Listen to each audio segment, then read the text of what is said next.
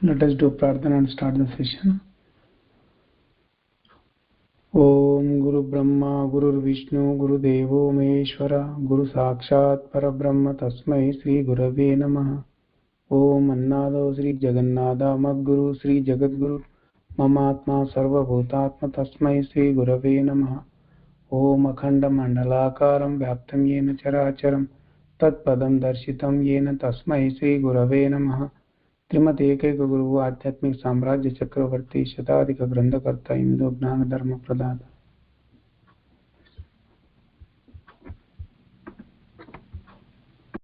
Let's do प्रार्थना and start the session.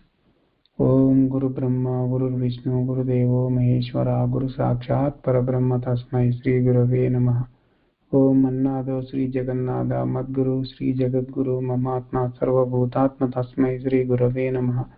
ओम अखंडमंडलाकारं व्याप्तं येन चराचरं तत्पदं दर्शितं येन तस्मै श्री गुरवे नमः. The only Guru of three religions, Traidatiram originator, sensational writer, Hindu virtue donor, the emperor of spiritual kingdom, Sri Sri Sri Acharya Prabodhananda Yogeshwari. We are learning Traidatiram Bhagavad Gita interpreted by Sri Sri Sri Acharya Prabodhananda Yogeshwari.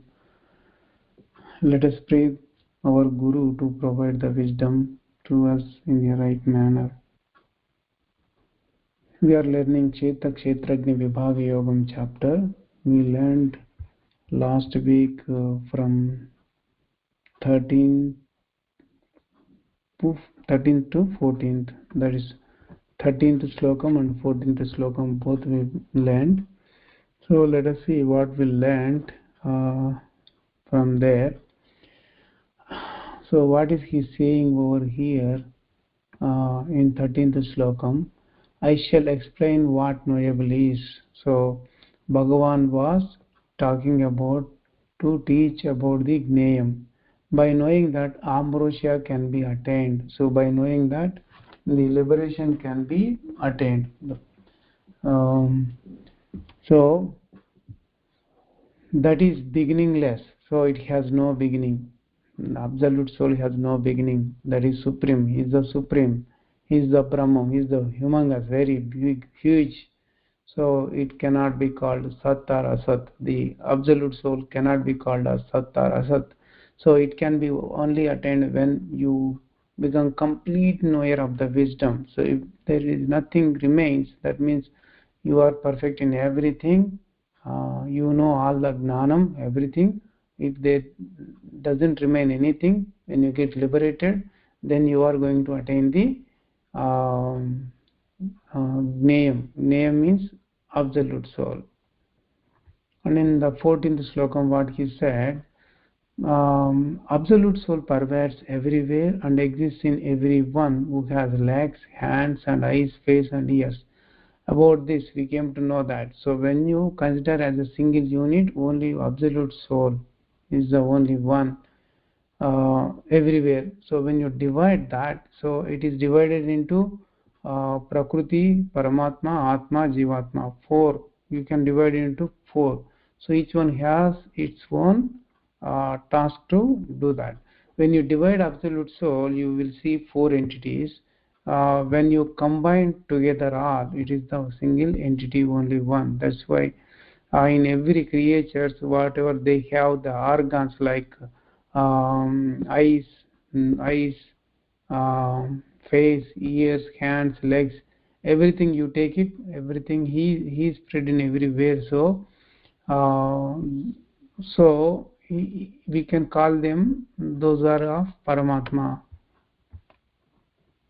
That's what we learned from 13th and 14th slokams last week. Let's move on to the 15th slokam. सर्वेन्द्रिय गुणाभासं सर्वेन्द्रिय विवर्जितं असक्तं सर्वभृच्छैव निर्गुणं गुणभोक्तृ च. So what is he saying? This slokam is talking about Paramatma. Paramatma shines in the dispositions of all senses and exists as it doesn't have senses. It bears the all, but it does not have anything. it can be said that it experiences all the dispositions, but it does not have any dispositions. So, Paramatma cannot be defined with a definitive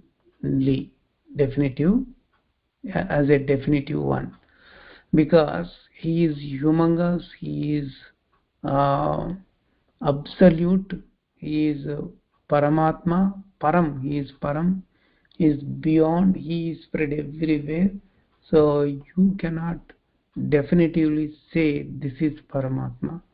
So it is unimaginable one, indescribable. So it is said in two manners. So it can be said in two manners about that. So what are they? Paramatma exists in the meaning of all the senses, but it does not have any sense. You see, there are two things in this sentence. And also it bears the entire universe, but it is not anything. It bears the entire universe. That's why he is called Bharta, who bears entire universe, but it is not anything. It has all dispositions. The dispositions and everything Paramatma contains in it, but it does not have any disposition. Paramatma does not have any dispositions. If Paramatma is seen as one, if you see Absolute Soul as one, it has senses and dispositions and exists as husband. Husband means who is bearing everything. If it is seen by separating, if you separate Absolute Soul, it is not anything and doesn't do anything. It doesn't do anything. If it is seen as one, only one exists. If you see Absolute Soul as one, only one exists. If you separate Absolute Soul, it exists as four. What are those four? Prakriti, Paramatma, Atma and Jivatma. If Paramatma is seen as one, he is the originator for all works. He is the root cause of all the works. He is the originator of all works. That is why he is called Mulakarta. If Paramatma is seen separately, he is inspector. He is just a spectator, like he is a witness. He is a witness. So he is witnessing everything. He doesn't do any task. It can be said that only Prakriti and Atma are working. If Paramatma is seen as one, if Paramatma is seen as one,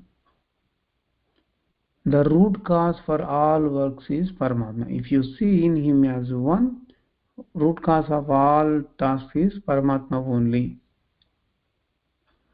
If you separate that, if you separate him, Prakriti and Atma are working, Paramatma is not working at all. Prakriti is doing. Who is the doer? Doer is the is who is the task doer? Who is the performing the actions? That is Prakriti. And the doer is Atma. Doer is the Atma. That means Atma makes Prakriti to do the task. And Jivatma is the one who experiences happiness or sorrow out of the action. Because of this, Bhagavan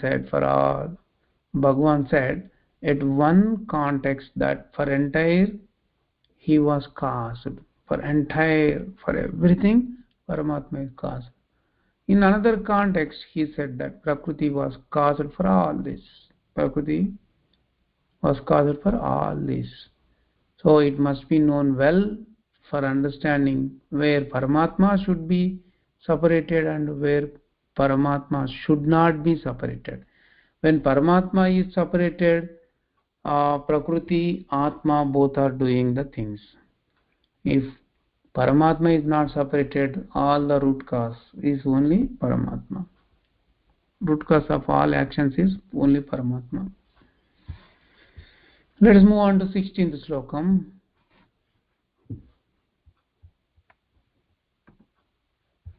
16th Slokam. Bahirantaccha bhutanaamacharam charameva cha सूक्ष्मत्वात् तदविज्ञेयं दूरस्थं चान्तिके च तत् चरा अचर So what is he saying over here in 16th slokam? So Paramatma exists as Chara and Achara. Chara means movable, Achara means immovable. So that is why Paramatma exists as movable and immovable. He exists in the movable and immovable both. And he is existing inside and outside of all living things. The living things may be movable living things or non-movable living things, but there are living things. Within that living things also the Paramatma exists. That is subtle. Paramatma is completely subtle. It cannot be known. Nobody nobody can nobody can know him. So know as it is far away and near. So he is far away and also near both. How it is, let us see. So whatever we are seeing this world that is visible, it is called Prakriti, nature. Nature is two kinds. One is movable and another one is immovable. So all the living things bodies are called the movable, Chara Prakriti, movable nature. The Achara Prakriti are entire air, water, fire, earth and sky. Except all the living things. So these are called the Achara Prakriti, part of the Achara Prakriti. So Paramatma is spread inside the Chara Prakriti and Achara Prakriti, both of them. So Achara Prakriti means non-movable nature. Immovable nature is not going to move. So that's why it is stable, completely stable. So that is called Achara Prakriti. So Paramatma is spread over every atom. So it must be known that the movable and immovable world is the Paramatma. So all that is Paramatma only. He cannot be known to any senses because he is completely subtle. Nobody cannot see with their eyes at all. So even with the wisdom, Paramatma cannot be known so easily at all. So Paramatma is very nearer to those who know the Dharma. The Paramatma is very nearer to those who are in the right track of learning the Dharmas and following Dharmas, because by following Dharmas they are burning karma. So when they keep on burning their karma, once their karma is gone completely to zero level, then they will automatically merge with Paramatma. They will become Paramatma. So that is why the people who knew dharmas, Paramatma is nearer to them. The people who don't know dharmas at all, so they don't even know about him and they never going to attain Paramatma. So they are far away to Paramatma. Let us move on to the 17th slokam. Let us see what is that. अविभक्तं च भूतेषु विभक्तमिव च स्थितं भूतभर्तृ च तज्ज्ञेयं ग्रसिष्णुप्रभविष्णु च. This slokam is also talking about the absolute soul. So though Paramatma is one without division, yet it is divided in the living things. It bears all living things. It engrosses all living things and gives birth to all living things.